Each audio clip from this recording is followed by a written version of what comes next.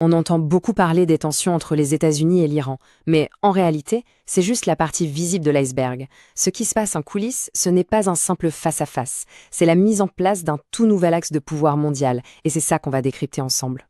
Parce que, si on y regarde de plus près, on se rend compte que l'Iran n'est plus vraiment seul. Il est soutenu, de manière plus ou moins directe, par deux autres très grandes puissances. Et ça change complètement la perspective.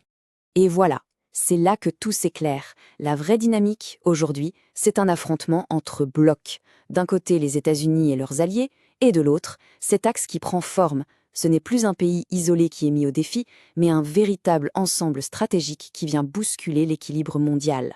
Alors, pour bien comprendre ce qui inquiète tant Washington, il faut sortir des schémas classiques. Attention, on ne parle pas ici d'une alliance à l'ancienne, avec un traité signé en grande pompe.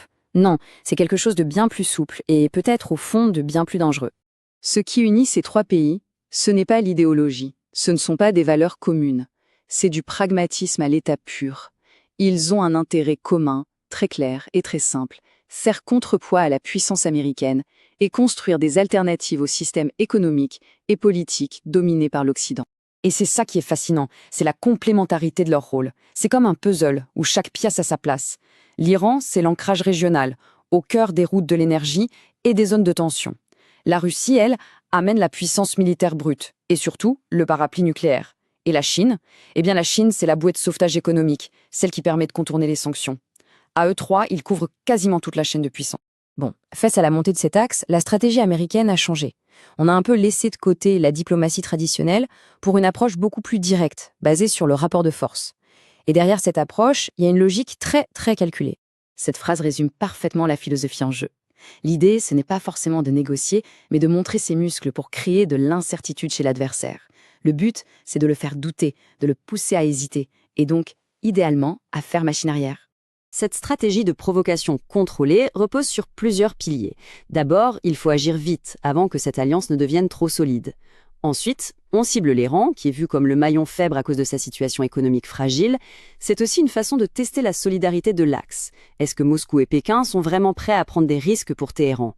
Et enfin, on entretient un certain flou, ce qui oblige les autres à se préparer au pire scénario.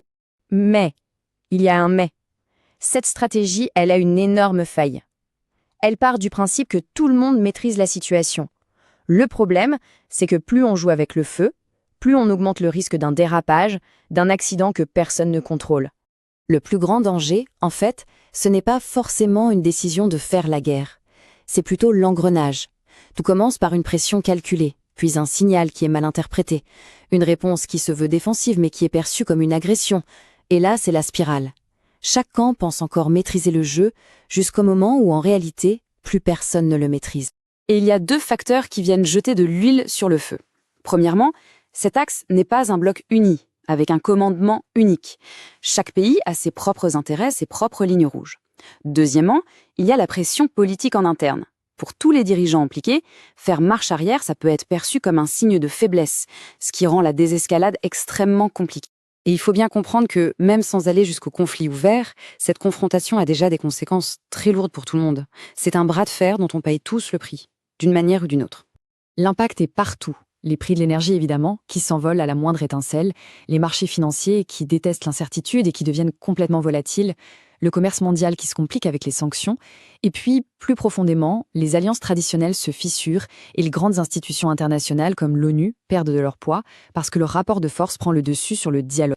Le résultat de tout ça, c'est une tendance de fond assez claire.